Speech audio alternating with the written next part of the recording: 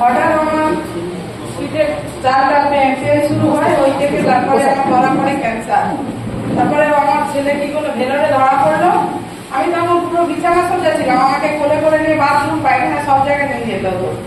তারপরে যখন ক্যান্সার ধরা পড়লো, ছেলে বললো যে বোম্বে তো ক্যান্সারটা ভালো চিকিৎসা হয়, তাহলে মাকে বোম্বে নিয়ে যাবো। আর বোম্বে গিয়ে প্রায় 15 লাখের মতো টাকা খরচা হয়ে গেছে, কিন্তু ওখান থেকে মোটে আমাকে দুবার বললো যে ওরাল কেমোতে আমার ক্যান্সার সেরে যাবে। কিন্তু আমি ওখানে দুবারই ওষুধ পেলাম, আর ওষুধ পেলাম না, শুধু যাচ্ছি, ঘর ভাড়া করছি, টাকা শেষ করে চলে আসছি।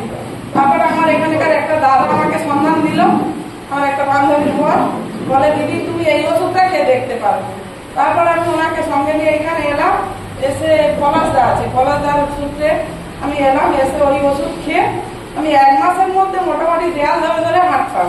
তারপরে এখন প্রায় কতদিন ওষুধ খাচ্ছি, 6 মাস বা 1 বছরের কাছাকাছি, 1 বছর ওষুধ খাচ্ছি। এই ওষুধই খাচ্ছি, আমি টোটাল বোম্বের ওষুধই ছেড়ে দিচ্ছি। দিয়ে এনাদের উপর ভরসা করে আমি যা হয় হবে, ওপর আমাকে যখন নিয়ে যাবে আমি এই ওষুধ খাবো আর এই নিয়ে থাকবো।